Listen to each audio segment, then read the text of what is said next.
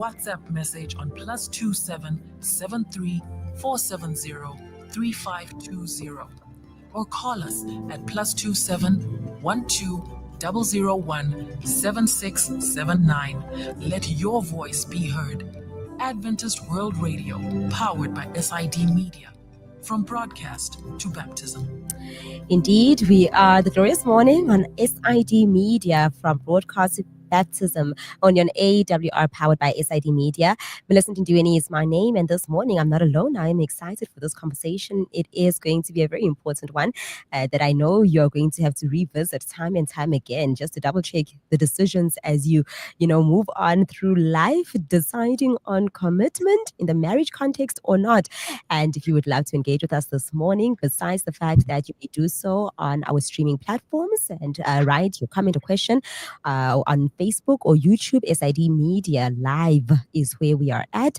You may also just choose to do so on WhatsApp. The number is +277 3520. Now, marriage is one of, I think, the most interesting institutions known to mankind.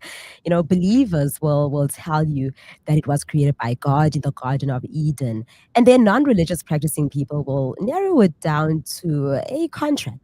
Okay, well, both are probably right, and either way, it is one of the most important decisions that you can ever make in your life. Who you choose to marry. It has all sorts of consequences. Well, for the Christian, they will tell you that these consequences are eternal. But for all of us, there are financial repercussions, mental health, spiritual, social, legal implications, and much more. And this morning, I'm excited to be joined by Principal of Vermeulen Attorneys, which is, according to the internet, you are written as family law specialist, Mr. Vermeulen, and I am excited to be joined by you. Thank you for accepting our invitation. Good morning to you. Good morning, Millicent. Thank you very much. Please call me Mervyn. It's All a right. Saturday morning. Let's keep it nice and casual. Mervyn. All right, Mervyn, let's talk about this marriage thing. Hey, it's one of those people run to it, even though at the same time people are like, I can see there are problems, but I want to go there. What are there are many changes that have taken place, I think, in family law recently. Maybe we want to touch on what those might be. And I know that's just such a blanket statement for me to actually put on your shoulders, but hopefully you can help us navigate. I'll try my absolute best, Millicent. Um, South African family law and law of marriage is one of the fastest moving, in my opinion, but I'm biased because I'm a family lawyer, um, areas of our law at the moment. We've had intensive reform over the last couple of years, both in terms of new legislation as well as decisions that we get coming from our courts. So in South Africa, we know the highest court in the land is the Constitutional Court, and all of the other courts in South Africa are bound by what the Constitutional Court says. And this morning, I'd like to tell you about a very recent, just 2 weeks old, judgment from the Constitutional Court going all the way from the top down, which affects a very, very large proportion of South Africans. And that is the judgment of VVC versus JRM and others. Now, I'll spare you the technicalities. We've got about between 15 and 30 judgments every month being published online from the courts in South Africa, some very technical, some very groundbreaking. But this one, I think, is particularly groundbreaking because it comes from the Constitutional Court and it tells us definitively what the situation is for a very vexing issue, and that is the issue of antenuptial contracts Yeah. after a customary marriage, before a civil marriage. Now, this has been something that our courts have been grappling with. Some courts have said you are in community of property. Other courts have said that you have wiggle room. One very interesting judgment said that, well, if you just do it to appease your family and the ancestors, then you actually don't intend to get married. Then the civil marriage counts. But the Constitutional Court stepped in and told us very, very definitively that if you do a customary marriage and then later the civil marriage, You do the anti-nuptial contract in between. You are married in community of property. Now, this is quite significant because a lot of couples out there believe that you go through your customary marriage, whether you have it registered with Home Affairs or not. You do the civil Mhm. marriage at a later stage, and you do the anti-nuptial contract in between. Unfortunately, in those instances, you are married in community of property. Not to worry, there is a remedy, however, but the courts need to approve it. You need to bring a court application to say, look, we are in community of property. We want to be out of community of property, and we want to change this whole situation. Best advice based on this judgment to your listeners is before going into all of the different rights involved with the customary marriage, see a lawyer, get advice, and make sure that you are Ish. covered from the get go. This is hectic. I think, don't you think that the people who see lawyers would have to be people who, I mean, no one really gets into marriage saying, I'm definitely going to divorce. But do you think it's someone who does not want to share their financial assets? Because if you are okay with splitting, knowing that, oh, this is my significant other, she had her roles just like I had my roles in the marriage, it's not going to be a big deal. Look, I think there's a few aspects to it, Melissa, and a very, very good question. One we get asked very frequently in practice. Now, I think it says a lot about people in general that this is a concern. But I think there's a broader answer to that question, and it's this. To quote a judge in a judgment that came out in January, it's not only a mingling of souls, it is also a financial union in certain instances. Yeah. And essentially, a relationship has various aspects, as I'm sure you and your listeners discuss, considering the introduction that you gave, which I thoroughly enjoyed. It's not just a case of saying, you are my romantic partner. It is also a case of saying, you are my spiritual partner, you are my financial partner, you are my Yeah. co parent, you are my business partner in some instances. And that requires planning. Planning is something that can take many shapes and sizes. Business owners very often would say, let's get married out of community of property with an accrual system, for example. I'll take the risks, you take the safe road. If I hit it big, great. We share in the accrual and we both do well. If I don't, at the very least, your assets are protected. So I think it's not just about planning for divorce or death. Those are really the two big ones that we worry about, because that really obviously is a fundamental change. It's also about managing your affairs in the right way.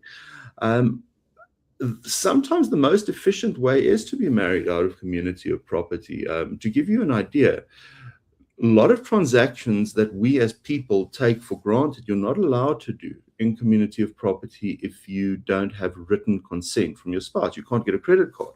You can't finance a car. You can't sell a house if you're married in community of property, because they need to co-sign. So I think there is an element. Some people use anti-nuptial contracts kind of setting up the marriage to fail. But I think the vast majority of people really say, look, we need to plan this relationship. It's not just a romantic or a spiritual or a physical Mhm. relationship. It's also a financial partnership. And how do we structure that in the best way? Yeah. Yeah, this is like there's a lot to consider. I think I made a statement the other time on a different part of the show, Mervyn, that we should probably take law to high school and not just keep it at a university, level for someone who is studying law. Of course, in whatever you are studying, there'll be aspects of law that might need to be done, but I think like not everyone goes to university, for example, and if you're gonna go into the context of South Africa, not everyone has money. to see a lawyer. We know how expensive lawyers are. Yes, Yeah. you could go pro bono, but that list would be very, very, very long.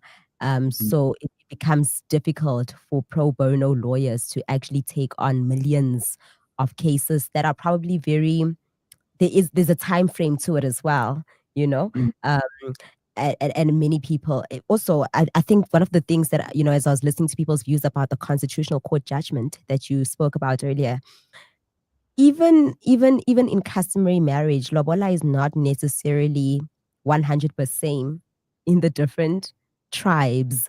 The way the Yes. Zulu people do it is not necessarily the same way that the Tswana people do it. And Yes. and that's the confusion as well about, no, but in our culture, okay, besides lobola, there has to also be. But in our culture, lobola is sufficient.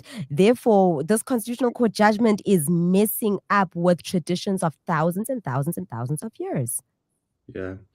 I think you've touched on a lot of very important points there, Millicent. I think let's start with the access to justice argument. And the reality is it's a massive problem in South Africa. The vast majority of people cannot afford access to justice. And we know that pro bono organizations out there, there are some fantastic ones who we work with within my practice on an educational level, taking on some matters as well. But we must understand two things about them. One, they are very constrained. There are so many people that are willing to get involved, and much more people that need assistance. And secondly, they do impose very stringent means tests. So if you earn under a certain threshold, they can help you, but that threshold is very low comparatively for a lot of South Africans. Then you have this gap, and then you have the threshold where people can start affording lawyers. So there's a very vast majority or I wouldn't say a majority, I think that's speaking too loosely, but there's a lot of people out there who cannot qualify for pro bono assistance and cannot afford a lawyer, and they end up getting left behind. I very often quip to my clients that frankly I could not afford me, and that's the truth. Not because we live lavish lifestyles necessarily, but because it is incredibly expensive to keep a law firm going with all the risk that we have to carry in administration and so forth. So the access to justice thing is a massive problem, coupled with delays in the courts, where if you have to have a lawyer for 6 weeks, it costs you 10 Rand. If you have to have them for 10 years, it costs you much more. And that's the reality on how long certain divorce matters can kind of go. Yeah. What is the silver bullet? I think the silver bullet is education, and it is, as you say, this should actually be taught in high schools. One of the things that I do in my free time is I do webinars, and a lot of it, you're welcome to go and have a look, is available for free online. And we try to do this to assist people in the realms of family law, but a lot of people don't understand. Secondly, on the customary marriage or the customary law, I think, aspect, the court in a judgment in this past month very beautifully described customary law and reminded the readers of the judgment that customary law is living law. It adjusts within the community, and it's a beautiful aspect of it.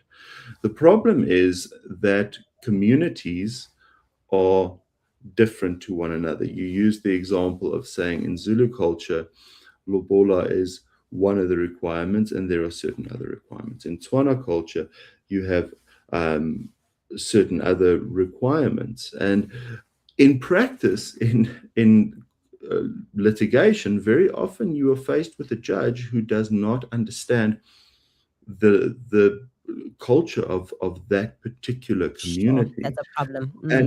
And then you sit with a problem of, what if you have a Tswana bride and a Zulu groom? Yeah. Which culture do you follow? Do you follow both? Do you follow either? And it becomes a behemoth in terms of litigation, because what happens is You now have lawyers for the parties. Then you need to get an expert to come and testify on what the requirements are in that particular culture. So I think the judgment from the Concord creates certain problems, as you've correctly pointed out. I think, unfortunately, the fact that large portions of a population will be adversely affected is the price that we pay for legal certainty.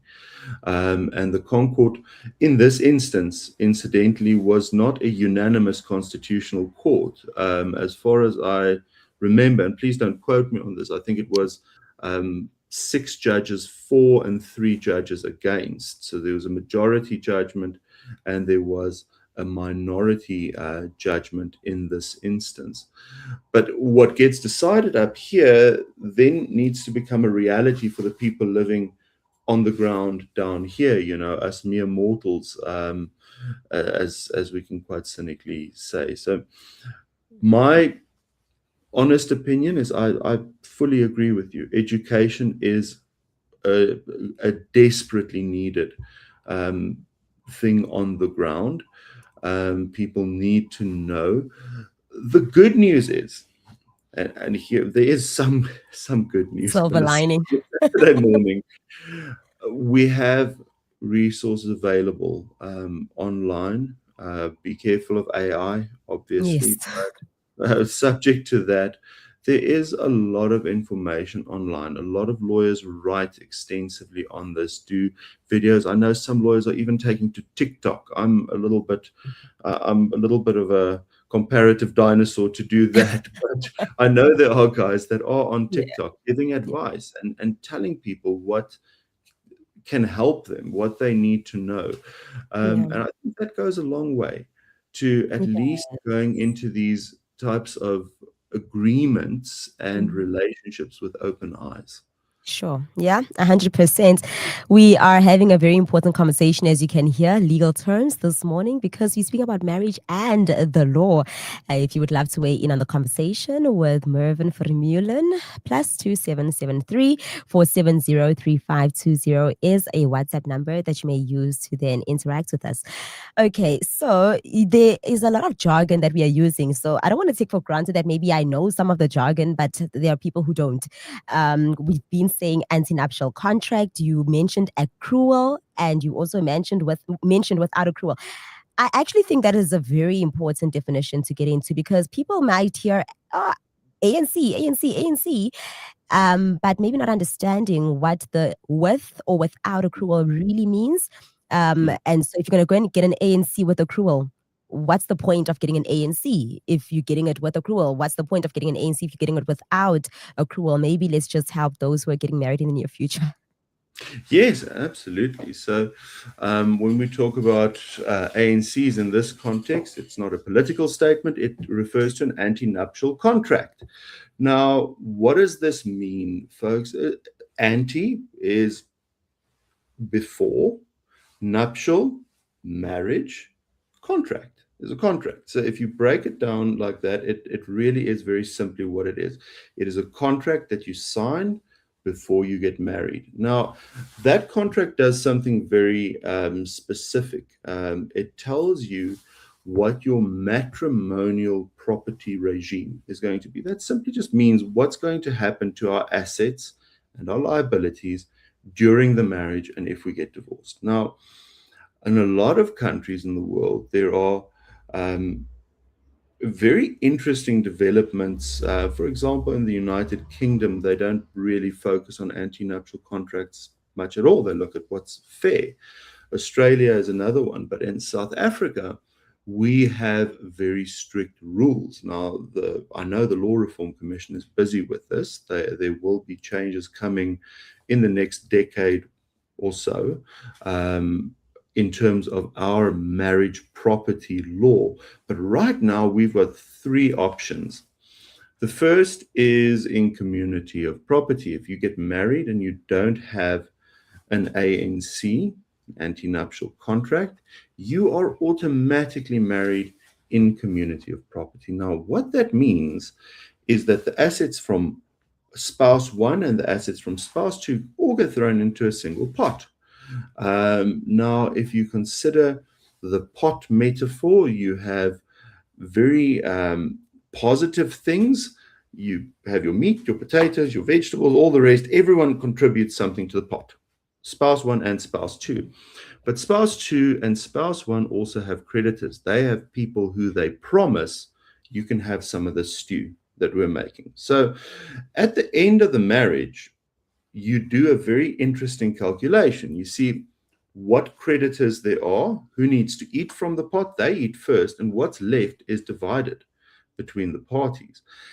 Now, for that to work, there needs to be quite strict rules. And like I mentioned to you earlier, Melissa, in terms of Section 15.2 and 15.3 of the Matrimonial Property Act, there are certain things that you can't do if you're married in community of property because it will affect your husband or your wife. You can't promise to donate your car if it's paid off to someone else because it will diminish the claim that your spouse has, or promise to donate a property, I think is a better example. Now, that's in community of property. The problems with that are quite apparent because as much as we like to say, and as much as many people believe, and one can have spiritual opinions on it, but as much as we say two people become one flesh, you are still two people, two sets of legs, two sets of hands, two minds, two people that act autonomously. So legally, it becomes a bit of a problem if you don't manage it correctly. Now, I'm not saying in community is bad. I'm just saying understand what it is. Then you get out of community of property without the accrual and out of community with the accrual. Out of community of property without the accrual is very simple. What's mine is mine, what's yours is yours, and it will always be that way unless a court finds otherwise. And the court is quite hard to convince otherwise. So that is out of community of property without the accrual. With the accrual becomes complex because you have two calculations that you have to do. At the beginning of the marriage, when the parties sign the antenuptial contract, they say, I am worth X. Now, that's not a value judgment on what they're worth as a person. It means what their estate is worth. Yeah. I have these assets. I have these liabilities. So I have 10 Rand, but I owe 5 Rand. So I am worth 5 Rand. Both spouses would make that declaration. And at the end of the marriage, you would see what they're worth at the end. The accrual is the financial growth that they show during the marriage. And that then is divided. People very often think that it means that everything before the marriage is your own and everything after your marriage is shared. That's a half truth. If I have a house, for example, and I'm married subject to the accrual, my spouse does not have a claim against the house. They have a claim against whatever financial growth I've had during the marriage, and that's a cash money moolah claim. It's not a claim for transfer of assets. Now, even just in explaining that, I felt my own eyes kind of gloss over because it is quite complex to manage an accrual marriage. If you do decide to go that route, it is a very good idea to lawyer up even before negotiating the antenuptial contract, because there are a lot of legal nuances that you need to understand. Mm-hmm. So those are the three: share everything, share nothing, and share kind of. Shall we put it that way? The share kind of really is complicated. Like when you gave that example of the house, you have a house, and before you get married, and your partner maybe doesn't have a house. And then you get married, and then you have the with accrual, yes. Meaning that when the marriage comes to an end, I guess we share some things, but we don't share. Well, how then is it determined that some things are not shared if we don't say what you came with before the marriage is yours alone, and then we only share whatever growth of the marriage, considering that you already owned the house before, but maybe you were still paying it off even during the marriage? Maybe let's use that as an example. One person who's paying off the house during the marriage and another person who has a house that's paid off before the marriage. Yeah. Then it becomes even more complicated, Millicent, because you can actually say in your antenuptial contract, you can put a clause in saying that this asset over here will never form part of the accrual, it's excluded. Okay. Then the law says any asset that you buy from this asset. So let's say I have a house in Krugersdorp, I sell it, I buy a house in Cape Town, I sell it, I buy a house in Bloemfontein. All three of those houses are excluded. So it becomes very complex to determine this. An accrual marriage is a complex beast. I'll give you a good example. Mm. January this year, judgment from the Supreme Court of Appeal. The parties are married subject to the accrual. Party one has a house. Party two lives in it, but not only lives in it, runs their business from there, runs an equestrian center. Okay. They start getting divorced. So now remember, party one has the house. Party two lives there and runs their business there. Party one decides, this is not fun anymore, and sells the house, which they're entitled to do. Party two is still living there. They need it to run their business. The purchaser now comes and says, well, I want to take occupation, as they're entitled to. I mean, they bought it. Mm. Now they bring an application to evict the spouse that's running the business there. They get the eviction order. This goes on appeal. Goes on appeal again. I think it was 2 appeals in the interim. Gets to the Supreme Court of Appeal. The court says at that stage, sorry, spouse 2, spouse 1 has the full right to this house. You are only entitled to the money that would form part of the accrual. So if you sell the house for $1 million and it was worth $1 million, there's no diminishing of the accrual because it's a cash claim. And your right only comes into play at divorce. So the Supreme Court of Appeal saying to the spouse with the horses, sorry, you have to get out of the property. That can be problematic. That can be very complex, and it is open to abuse. Another good example is you have to, in your antenuptial contract, say, I am worth this. I'm worth 10 Rand. I'm worth 20 Rand. And that is your starting point on your growth. What some people do is they simply lie. They say, I am worth 25 million Rand, knowing that they're actually worth 100 Rand. At the end of the marriage, their starting value starts at 25 million, so they will never grow. The honest spouse shows growth. Now they have to share with the dishonest spouse, who now shows no growth. So it's very, very, very complex. If you want to do an accrual, folks, see a lawyer, know the risks. It's not bad. If it's used properly, it is good. A lot of people get married subject to the accrual, but you need to know what the implications are, and know that it is a bit tricky, shall we say. You know what, ne? There's money to write gossip magazines just from the law litigation. I promise you, it's insane what 2 people who used to love each other can do to each other when they decide that, nah, this contract terminates. I can't fathom it. It's insane. You know, there's something that I think is also important, just to go back to the customary marriage quickly. So, yes, the lobolad and all that stuff. Okay, whatever happens, but you are married customarily. And then, or you were lobolad, maybe this prior to the judgment that came up. If you are lobolad, and in some cultures you are married, period. It's not engagement. In some cultures you are married. And then you decide, you know what, actually, I don't want to do this anymore. Can you just decide, I'm taking the cows back to that family, then that will serve as termination of contract, we are divorced. Or you have to follow, you know, even if you were just like a civil marriage, you have to follow that route for divorce and go and apply at a court to actually be divorced. Because there are people who just give back assets and then they say, and they write letters, families write letters and say, you know, and then the other family says, no, it's fine, and then they call it a divorce. Is that actually safe? I don't think it's safe.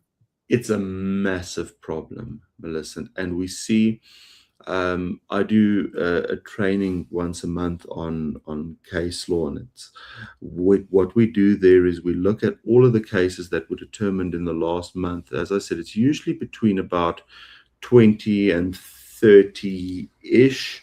Mm-hmm. Of those, we have every month at least one court case on customary law where there is either after the one party has passed away or before, we get someone applying to court to say there was a customary marriage, there's now a civil marriage. I want to uphold the first one or set aside the first one, Mm, and mm, the mm. second one must go. There was a terrible one in January this year Yeah. where the one party got married customarily, went nowhere with it. I suppose it was a give the cows back type of scenario, never got divorced. Then that party went and married someone in a civil marriage. They were about to get divorced. And when the first spouse found out about it, they said, I can't remember whether it was the husband or the wife, but they said, look, no, no, no, no, no. You can't get divorced. You were never married. We were married customarily. I got in first. We were never divorced. Your marriage is void. Mm. That spouse then brought the thing. I think the customary marriage is like in 2009 or something, and the civil marriage was in 2016. Mm. The other party to the customary marriage says, yeah, actually, we were married subject to customary law. So they admitted to actually having committed bigamy with the second spouse. And the court then turned around and said, look, that's what happened. Or let's assume it was he was married subject to customary law, never got a divorce, and the civil marriage is now null and void. So the spouse in the civil marriage has no rights whatsoever To to anything. claim anything. The second scenario is when usually the hubby passes away. Mm. Then you get the current wife going to the master, getting a letter of executorship, and you get the previous wife coming in saying, no, actually, I was married to him customarily. I must inherit. Yeah. She must not inherit. Then it becomes a massive fight on not only the estate, but also on the burial rights. And you have a lot of urgent orders stopping the funeral from going ahead and so forth, which, for me, there's a problem in that, and that's the dignity of the parties involved. Mm-hmm. The indignity of these two spouses, both who loved this person at some point, Mm-hmm. having to now go and battle it out in court, and the indignity of the deceased, for example, their funeral getting delayed, the indignity to the family, all wanting to get closure, who are already in a place of grief. So it is a problem. I don't think in South Africa, and I say this carefully because I don't have an answer on what the best course of action is going to be. But we're still grappling with how customary law as living, developing law in the communities fits in with our civil justice system in terms of magistrates courts, high courts, Supreme Court of Appeal, and Constitutional Court. Yeah, I'm thinking of human rights as well because we are Yeah. quite big on that and that fairness issue, which is exactly why, the very first case that you spoke about, I've seen men up in, sorry, mostly men up in arms about certain marriages, especially because you obviously get to know the celebrity ones where there was an ANC somewhere in the middle there, and then this woman is now getting millions, and people are like, no, that's not fair. But then they say, no, but we have to look at fairness as well, in this situation. Then they're like, so what's the point of a contract if now the law is going to just cancel the contract and do whatever it is insane. How have other Southern African countries done it? Yes, maybe their human rights are not as to the level that ours are at, maybe, but how have other Southern African countries navigated customary law? Sure, that's a very interesting question. I know in terms of Zimbabwe, they tried to kind of dovetail it with the English law, which obviously had a very big impact on them in terms of the Matrimonial Causes Act at that stage. As far as I know, they also have or had legislation on how customary law fits in with the civil justice system. But apart from that, I must plead the fifth here, Millicent. I'm not 100% sure. It's a very interesting question to see how our neighboring countries, Zimbabwe, Zambia, Botswana, etc., Mm. have grappled with the question. Maybe if you'd like, I'll do some research and we can have a chat about it in the future and I can give you a That'd be more definitive interesting. answer. Oh What I yeah, know is at home, we are grappling with it. yeah, We're yeah. grappling with it big time. Sure. Yeah. And we're gonna grapple with it for a very long time. I mean, I don't know, to some extent, the Constitutional Court is trying to level things out across all African cultures. But Mm, we already mentioned, how that can be problematic, and we know how we intermarry. mm, Someone is South African, a woman in South Africa gets married to a man from Malawi in South Africa. Those cultures are different as well. So there is just a lot. when you yes. when you share, my heart bleeds for people who obviously didn't know any better, and maybe they got cheated in the system from the Mm, information with their partner whom they were in courtship with at the time, thinking that yes. my partner is single, not married. Your partner, maybe they also not trying to be nasty about it. They really did believe that they are divorced by writing a letter and the family accepted the letter. Maybe the other person, assumedly a woman, says, you Mm, know, when it suits her, maybe she changes her mind, for example. I don't yeah. know. But assuming that no, we are not married, 10 years go by, you've moved on with your life, and now you think that you are married, but turns out that you are now not married. Unfortunately, you still married to the very first partner who said, here are your cows. And actually, yeah, this marriage is over, but because it's not in writing, and Mm, the master's court never received anything, so they don't mm. there's no paperwork to prove that this was an accepted divorce on both sides. I don't know, because I mean, divorce, does that have to really be consented to by both parties? Now, there's a very interesting question. I want to first explain a little bit of jargon to your listeners, and that's the idea of legal pluralism. It's Okay. the notion that more than one system of law can operate at the same time within the same society. Mm, So in South Africa, we have an interplay between most prominently at this stage, and there are lots of others, but I'll focus on this one: civil law, legislated law by parliament, and customary law. The principles need to dovetail, they need to fit into each other, but certain things are dealt with differently. Now, it becomes very easy in a society where everyone thinks the same, looks the same, does the same, believes the same, to have mm, one body of rules that applies to everybody. In a society where people are different, it becomes very dangerous to have the cookie cutter of the law saying this is how it's going to be. Um, Now, the rationale for the cookie cutter approach is we need something called legal certainty. People mm, need to know what the law says, and they need to know that the law says it consistently. Also, they need to know what applies to me, applies to you, applies to the next person, applies to the next person, subject to some nuance. Now, your question in terms of the consenting to the divorce, I think, is very important because it brings us back from customary law to civil law, and that's the Divorce Act of 1979.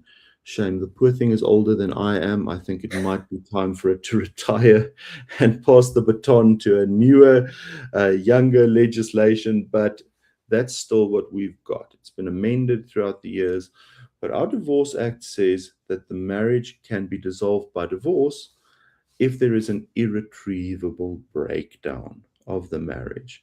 And because we are a constitutional democracy, we have these underlying principles of dignity, of freedom of association, and so forth, and freedom of security of the person, and all of those rights in the Bill of Rights. So the reality has become, if one party says, this marriage is broken down, actually, I just think you are a so and so, I don't want to be married to you anymore, that's enough for them to get their divorce. Where the fight usually comes in is when the parties need to talk about what are the consequences of the Mm. divorce, who walks out with what, who gets primary care with the child, who is going to have contact, how are they going to have contact. That's where the problem truly comes in divorce. In my years, and I won't give away the number of years doing divorce matters, I've had one matter where we sued for divorce and a defendant came back and said, actually, I don't think the marriage is broken down. And we had a good giggle about it in the office and said, well, your spouse seems to think it has. Mm. So I don't know how you want to continue if they clearly want out. Mm-hmm. So it doesn't need to be consented to. It can be consented to. You can enter into a settlement agreement if you are going through divorce, regardless of whether it's customary law or a civil marriage. I've done many matters where the parties were married subject to customary law, even where it's not registered with Home Affairs, but they agree that there is a marriage. You can still do a settlement agreement, divide up the assets and liabilities, and in that instance, you are very much outside the cookie cutter of the law. The only defining thing is what works for the parties. Deal with rights and responsibilities in respect to the kids, put it through the court, get it done, get a decree of divorce. Yeah, yeah. I'm learning so much this morning and I'm quite excited about this conversation. And I'm so sad how time is running by so quickly. But I think, there are just maybe two Nyana more questions that I think are really important to tackle in the 2 minutes that we have left. Some people don't believe in the institution of marriage, but they do live together. And I don't know if that all falls under universal partnerships, but let's talk about legal implications of fat and sit, basically. Wow. Now that is, I'm quite impressed that you're throwing around the universal partnership already this early in the conversation. So the universal partnership, I thought I was going to impress you, and instead you impressed I me. beat you to it. Uh, now there is within this understanding in our parliament, at least since the constitution came in. We've seen a lot of law reform since then. We have a lot of legislation that understands that people are different and they live differently. We also have case law saying that. We have some legislation dealing with unmarried people, very notably the Children's Act. By way of example, Section 21 gives certain thresholds for an unmarried father to have full parental responsibilities and rights over a child. Remember, in the olden days, a unmarried dad had very little responsibilities or rights in respect of a child. The Children's Act has changed that. We have this idea of universal partnership, and we have our Supreme Court of Appeal judgment of Butters versus Mkora, where the Supreme Court of Appeal brought that into our law and said, well, you can living separately. Then we have I believe it was the Bwanya judgment in terms of succession, where if you were living together akin to spouses, the Constitutional Court dealt with that issue. So if you are living as an unmarried couple, it doesn't mean necessarily that you have no responsibilities or rights or no link between you. That's simply not the reality. I mean, people live together, they'll say, okay, partner one pays the rent, partner two buys the groceries. That's an Yeah. understanding between them, Mm-hmm. and they live that reality. So there is a body of law in South Africa dealing with unmarried people. It becomes complex. And I'll tell you where it becomes complex. I know we're running out of time. very rarely do those people sign a contract to say, this is my responsibility, this is your responsibility. So then one party will run to court and say, so and so had the responsibility to do this. And the other party will say, no, I didn't. What makes you say that? Then you need to factually look at what they did, and that becomes very difficult to prove.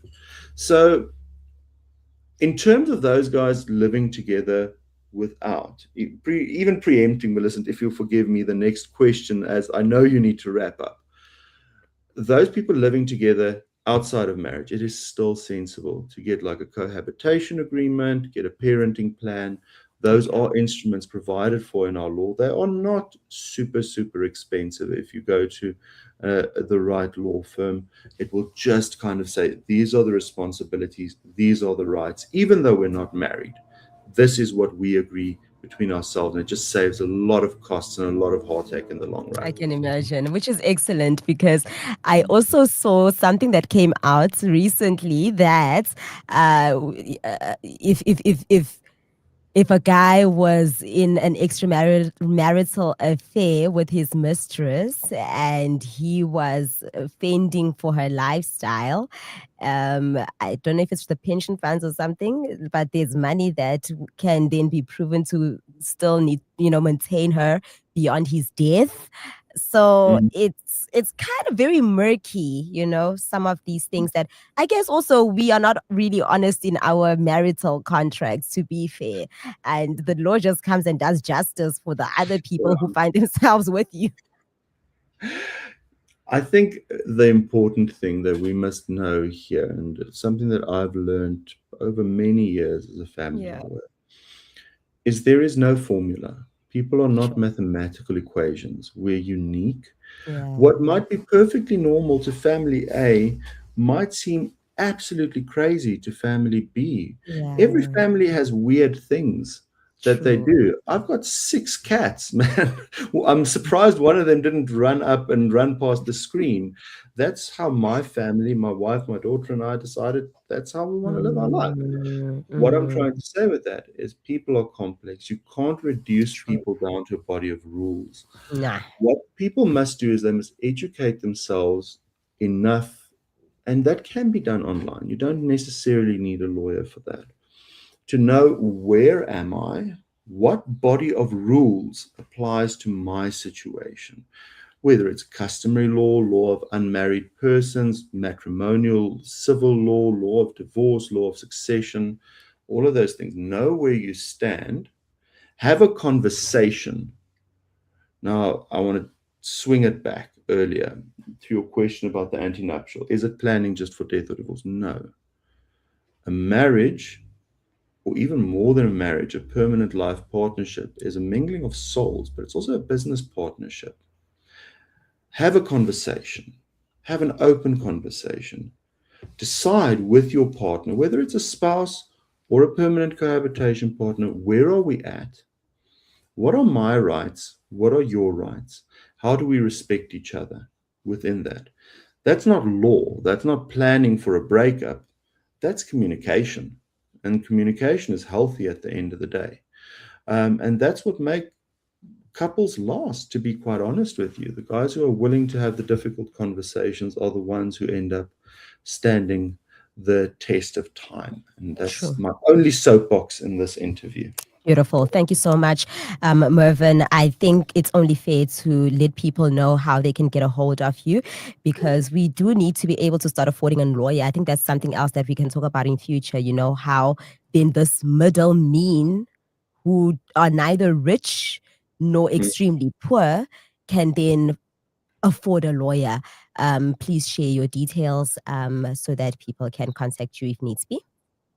Wonderful. I will do. So in terms of getting in touch with me, they can email me.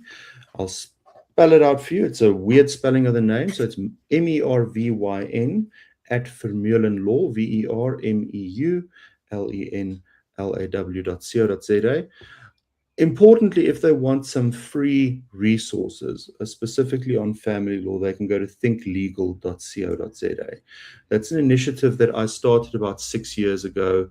back in the COVID years where we do free legal education. They can go there, no cost, no registration fees, and see some YouTube content on trainings on matrimonial property, children's court, and all the rest. So from there, they can also kind of get hold of my email. So if nothing else, thinklegal.co.za, and thank you for the plug, Millicent. I really appreciate it.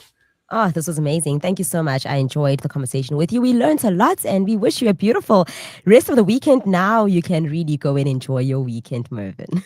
Thank you so much, Millicent. Thank you, everybody, for having me. And I hope to see you again soon. See you. Amen. That's where we leave it. Yeah, Mervyn Vermeulen coming to us from Vermeulen Attorneys. And that's where we leave it. I hope that you learned a lot and enjoyed yourself in this particular session. Good morning to you. You are listening to Glory